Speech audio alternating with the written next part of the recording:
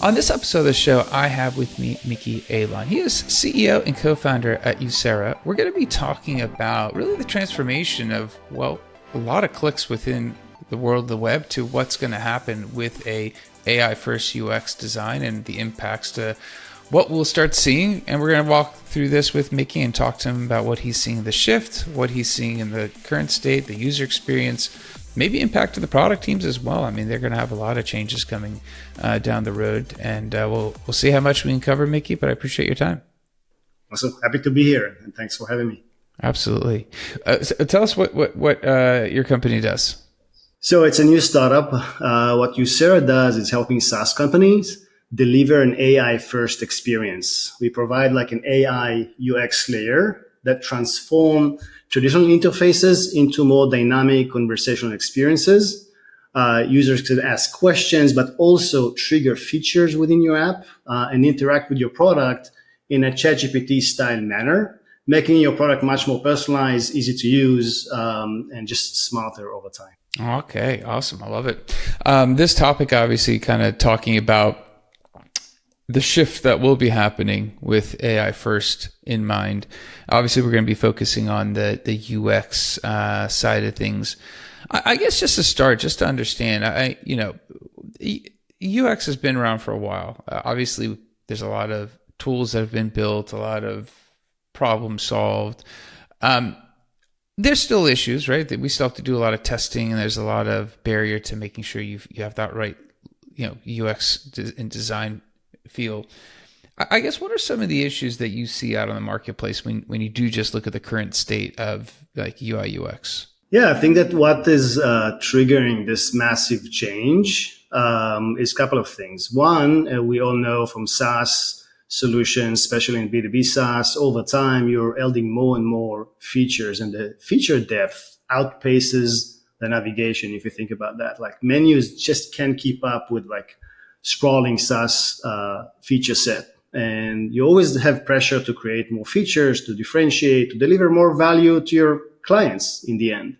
But the issue is like that menus and all heavy clicking led to a situation that it just blocks the users from the value they came to your application to achieve. So basically, I think that transition is going to happen quickly. And I think the core of that is our ability to deliver more value, but without compromising the cognitive effect that you have when you create so many UI features, so many menus, so many layers, so many stuff that the user needs to understand before they can actually realize some value of your product. Yeah, I agree with you, and I think as we've seen in the last, I know AI obviously we've been talking about for years. It's not just the last couple of years that the conversation's gotten heated, but the end user really hasn't participated, right? I think on a wider consumer basis, we haven't really seen. We've seen a few things that have come out. People, their devices that talk to them at home, those type of things. And I don't know if people really assumed what was going on behind the scenes, but they were just interacting. Now, as we're seeing more LLMs being translated for people and integrated into products, people are having different expectations. I feel the expectations are slightly shifting as to what they might want from these solutions, but the actual solution being delivered within that AI first mindset, is that still a gap though?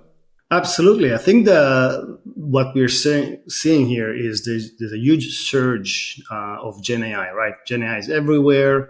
But the real massive change is the rising user expectation, right? You can see how users adopting ChatGPT, nothing was like that in the past. They're hitting like 400 million weekly active users. It's insane. So basically, it looks like what they also solve beyond the GPT is a much better user experience. If you think about that, it's like conversational, it's streams, and that creates really different expectation now from how can I be very, productive versus going and trying to do like the workflow driven UI that I'm used to. So I think that is creating a pressure to really deliver that. But in the end, what we're seeing still is very anecdotal AI embedded into the products today. It's very basic features. It does one thing, and there's a reason behind that. There's actually a lot of challenges behind really embedding that type of experience. So I see it transition from like embedding and trickling in some AI capabilities into your product. For example, provide nice summaries or provide some insight to a specific report. But in the end, that's not the ultimate experience that the user expects. Actually, the user really likes the chat interface. And I think that is just like much more difficult to think about that, but it's going to shift. And I think the winners will be the ones that implement that first and creating that first interaction. I think it's not going to be a complete, like either you're doing chat or UI layers. It's going to be a hybrid. There's many scenarios when I actually want to go into a platform and the user experience I want to have is just, let me just tell you what I need.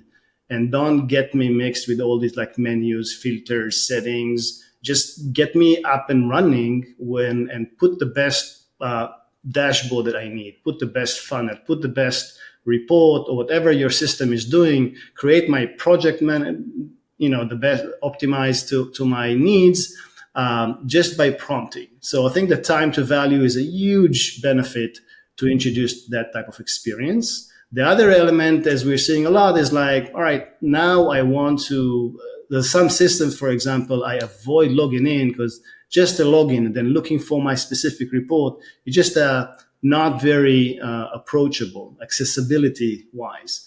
If it was chat, if it was something I can actually prompt, give me that information, and it will have the context to know what I mean, that'll be amazing productivity. That said, at some point, you also want to make sure that you're allowing users to still interact with like the full screen, like in dashboard and others. So I think it's things to figure out how the user experience should be, and then also to address technological challenges around this. It's not trivial to embed just something with like its own sense to your application. I can talk about those challenges as well. Interesting. I guess a question when it comes to what we're seeing in AI. Obviously, you mentioned there's technological limitations, challenges. Those are still need to be worked through. From the perspective of the end user, could be B2B, B2C, it doesn't matter. There's going to be a change in how they've perceived interacting with data, right? And if we just assume a website's just data, really, we're presenting data, it's a presentation layer. I kind of look at this and I go, the screens actually on all our mobile devices have gotten optimized because we have images to carry that data to us, and in the form of video or text or image or whatever, we have kind of built all these ecosystems around having these workflows, these processes. I guess if you want to separate out and look at AI first and actually disassemble the workflow and separate out the fact that I need to see something to make a decision, that seems like it might be a huge step. I mean, it just like in terms of getting people to put their phone down in general is a huge step. But tell them, no, you can do a prompt, you could set up an agent, it'll go do a bunch of stuff for you in an AI first product. You just have to kind of see a report, see a workflow. I mean, it's a big change from a psychological perspective. Is this going to accelerate as we're seeing all these products come out? Do we potentially see this is going to take long adoption? I mean, people tend to adopt quickly when it comes to some of these technology shifts we've noticed. I think the users will adopt it as fast as they adopt ChatGPT, Gemini. Like, people don't go to search anymore. They just do everything they can. And we're seeing more proliferation of more and more generative AI tools, generating code, generating like concepts, PowerPoints, you name it, generating videos. It's a lot of tools that just provide that experience. That said, it is something to still figure out in SaaS. How do you have existing SaaS, and then how do you suddenly launch something that will feel easy to use, but without compromising, again, the visualization? One of the approaches we're thinking about and providing is not just going full chat. It's actually a streaming kind of session-based interaction, but we do leverage UI components. We are very, very visual creatures as humans, and the best way to see a lot of data is in a table, or the best way to actually analyze and take decision on a metric is actually a KPI. You just need to kind of make that visualization available to me as a user. The benefit of AI, it actually can display to you in a more digestible manner. If in the past I had to learn your system and to actually get enough value, today I think the potential with LLM is actually, it kind of understands your level and it can say, I'm going to actually give you a trimmed down version of the data. But if it understands you're an expert, it has the context to understand that, it will actually give you all the, bells and whistles. Because as product team, we always go like, I have customers, they want just a simple one button, right? They want like the early, or let's say like the late majority. They want the simple. And for them, just like one click, and I don't even want to log in. But also you have the power users that come in and actually mastering your solution because they want to extract more ROI. Every system, everything you do, even a database, if you truly understand how it works, you can maximize and extract some more value. If you don't, you're probably not going to get the same. Same with SaaS systems. So how do you address a situation when the UI approach today is very static? It's menus, and you're trying to, and eventually most of us as product leaders are always going to that situation, especially in B2B. If you think about it, I have different personas. Maybe some of them are more practitioners, some of them more data savvy, some of them are the opposite, business users. How can I be so flexible? And I've tried to tackle that personalization for many years. I founded Gainsight PX as a personalization solution. And we always try to create layers with tooltips and things like that to help you understand and learn the product. I think that's going to change. It just doesn't really work effectively. And that's a challenge for us as product managers. How do I ship a product that fits suddenly so different personas, different objectives, and they also have a journey level or like expertise level with your tools, right? Over time, they learn, they master it. So you kind of expect more adaptive product. And what you have today is like someone, trying to kind of either go either way and then eventually become and falls into the complexity layer. And then you have all the overhead of support, customer success, onboarding you. So I think the huge potential here is to truly build a product that fits everyone. Why? Because the agent can be trained to use and understand the right level of data that each person can actually consume. And what they just need is the right context. They need to understand the usage, who is the user is, what's the user objective, what's their usage so far. Because if it's the first time, I'm going to talk to you a bit differently. The same as I would do as customer success, right? I'm going to ask you for your objective. I'm going to start simple, crawl, walk, run. And that's something today you can actually automate and have the best and ultimate, personal assistant that not just like adapts to what you need, it actually performs that at the level and the time you need.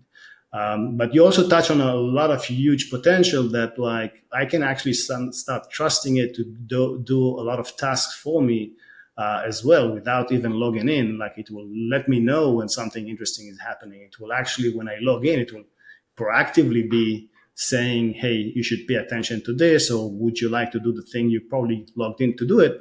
So huge unlocks that is just, and we're trying to solve that. And what we've seen is you have to think about multiple levels. You have to change the way you think about roadmap. You have to change the way UX people think. How do I create this this interface that is both flexible but eventually consistent? So a lot of things to figure out, but I feel like the companies that will solve and deliver AI first experience will outperform by far all the other companies, because you're going to get like such an efficiency. I co-authored the Mastering PLG in 2016, and PLG has proven to be like the most effective way to grow and for companies. It drives great NRR, great GRR, great customer acquisition cost if you are able to do it. It's not trivial. I think with AI, that is becoming very, very possible. You can truly create that experience that is, truly delivering on that personalization, truly, because you actually now have an agent that can act as the best kind of person to assist you in anything you need to get done. So the time to value, which is the number one element, time to first value is the number one element in PLG. I think with AI, you can definitely get that. I guess there's maybe two perspectives. If we are looking at AI first UX, obviously the conversation around agentic and apps building workflows for you, you're kind of more removed. You're still a human in the loop, so you need to be aware of being able to identify those steps, right? I think one component of this that I've spoken to people about is all that's fine. It actually might be one of the most important things to have a UX that's designed for audit trails, because consumers simply don't see it, and they never actually have any reason to go look at. I mean, how many people really go line by line and look at their credit card bills? I would guess a lot of people say it's a great idea. I guess most people, unless they get an alert on their phone of saying this out, charge out, I'm assuming most people don't really. But when we're talking about all of a sudden an agent taking over and doing things for us, I think everyone gets very nervous, because if we make a mistake, we can blame ourselves. Agent makes a mistake, we don't know who to blame, and we don't know which part of the agent workflow might be the breakdown. Do you think there is a world where we're going to see, as a part of this AI first UX, that we're going to have to really get good at displaying these agent interactions in a visual way, in an auto trail way, so people can actually have that comfort? Is that something coming down the pike, you think? I think observability is definitely very, very, very important. There's a lot of moving parts, especially in AI, right? There's versioning. You just change a prompt, and then suddenly you need to see like, all right, let me see that it is actually still behaving. So I definitely think there's like psychological element of trust. We are used to, systems being very predictable, so we can test them. There's actually a feature, it does this and that, and then it's always the same outcome. If it's not the same outcome, it's a bug. Now we have like more dynamic element of that. It's more probabilistic. It's more like, basically LLM is kind of trying to predict what you meant, and it's not going to provide the same consistent answers. They're not going to be. So the question is going to be like, do I still want to have that power when it's like 5 or 10x better? But sometimes it can hallucinate, right? So it's the same, by the way, as a support person or anyone in a company that misled a client. It happens. Like we have folks joining a company, they didn't know this was this and that. But would you compromise, for that? I think one is definitely detecting hallucination is one of the elements. Tracking all the changes of your LLM, because the system prompt is actually like code change. You have to track and see, and you have to look at like the overall outcome. Was it achieved? Was it not? So that's one of the challenges: observability and fine tuning your prompt and dealing with like different environments. The second is to see that the context that session had is also something very dynamic. Do you provide the right context for the LLM in a given moment when they need to operate like that? Do you always, say, this is actually the user, this is actually the usage, this is what they plan to do right now, And this is actually what they're entitled to do in my SaaS. So the context is going to be really, really important. And you need to also look at the knowledge management. Like you used to think, oh, you're just going to put it like in my help document. I've done the release notes. It's somewhere out there. You have to manage that. You have to make sure that this is properly managed, because the data quality is the source of the brain of your LLM. So understanding, letting LLM become an expert quickly, but always monitoring your knowledge base, internal, external videos. It has a life cycle. So a lot of moving parts, which makes building an AI first experience more challenging. Absolutely. Do you think that as we're going to see more AI, well, we'll say more AI native products, and some of these products are going to lose obviously this component of visualization, and we're going to get, I'm sure, more and more AI tools built to actually optimize for some of this content. Is there a world where the UX function shrinks? I mean, obviously we talk about engineering and how potentially, a lot of the code generating tools might require less certain types of skills. I mean, what's the impact, do you think, on the actual, UX field of people who do the studies, do the research, work with product to do all the testing? I mean, what do you think happens, or what's just your guess? I know no one knows. Yeah, I guess like it's definitely a guess. There's one thesis saying like, it's so efficient, we'll actually need less people. But there's another thesis saying like, when you get like such a strong ROI, usually the opposite happens. If one UX can deliver now 10x more, screens, maybe actually, so basically the ROI of that person is becoming huge. Should I actually invest in more engineers in UX or less? So there's going to be, I think it's going to be somewhere in the middle. Like the shift is going to be like, think differently. Think as like more dynamic, interactive. Build components that fits dynamic, interactive. So that's a big shift. I think that designing and a bunch of components that are really compelling for more interactive and personalization. Like think about your tables, charts, dashboards, flows, whatever your workflow is. UX need to think differently. It should like maybe scroll. Like I think most of humanity now is like used to scrolling every day, miles of scrolling. So if you can think about this way, and then build that user experience, you're going to feel like a much better. I think if you, as a UX, you want to shift to that mindset and say, when do I take the user for a full screen experience? When do I keep them in the stream? So if you think about in the past, one of my hypotheses is like in the past when mobile came, we built mobile responsive elements. Even today, good apps have like mobile responsive interface. I think you're going to have like the classic UX, mobile UX, and then AI first UX, just another component. It means that UX now need to build more designs. So we give them now power to build more designs with that many, many tools. But, so I think they're going to be asked to create 3 levels of designs as opposed to 2 or 1. And test it out. So I think actually that's my thinking. Obviously, the users will eventually judge that, but I think UX is going to transform. I think measurement is going to transform as well. Like, how do you actually measure user satisfaction usage if it's all stream? Usually, the tools that measure they follow the clicks, they follow the screens.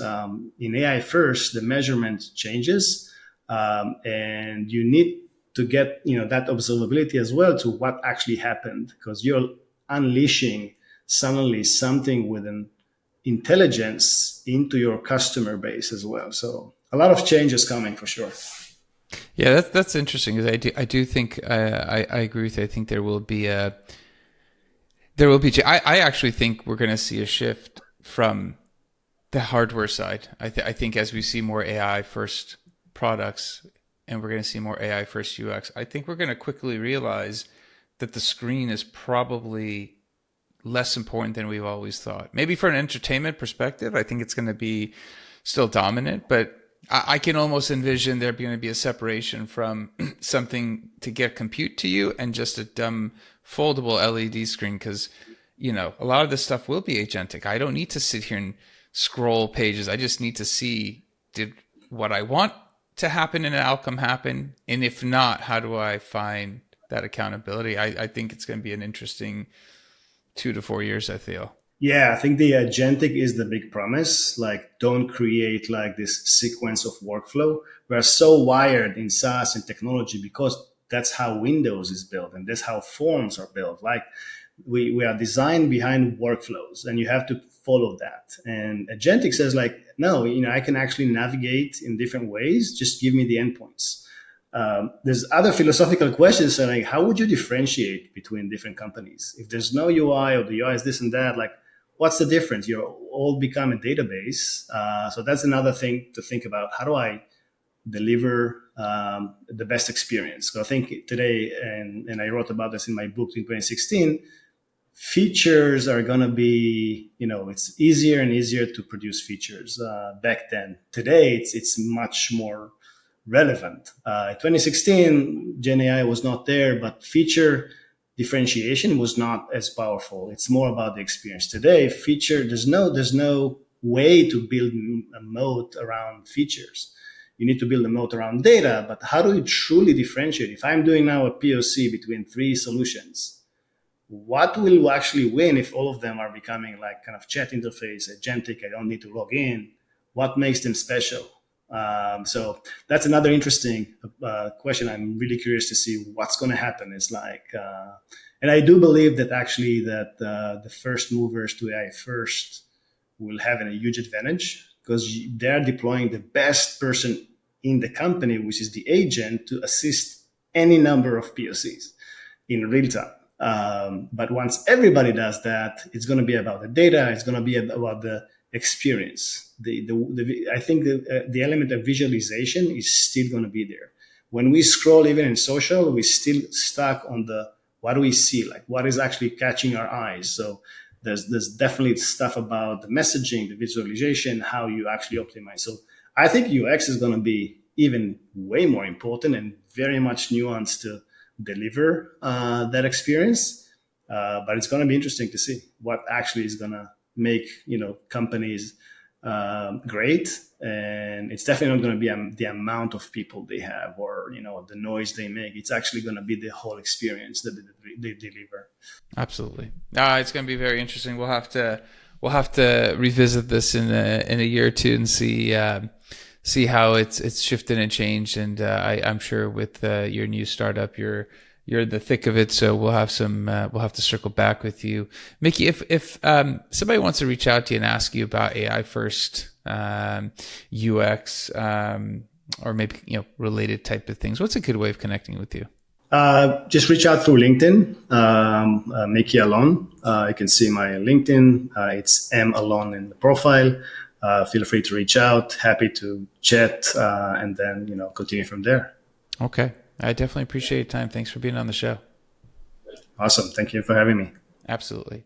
That's it for the episode. Be back again. Different guest, different topic. Until then, 2 things. One, so we're talking about obviously some of the transitions from a lot of the ways we've seen UX done, lots of clicks, tracking clicks, all those type of things that Mickey mentioned, and what it's going to mean to be AI first within the UX space, the impact potentially, how nuanced it's going to be. I think we covered a lot of ground, and I do think this is going to be something people are going to talk about a lot more. I don't think I hear as much yet out there on other podcasts, but I think this is going to come up within the next 6 months, a year as a big area. So please share this episode with somebody else who might benefit from hearing about AI first UX. Also like, subscribe, comment. Let me know how the show is going for you.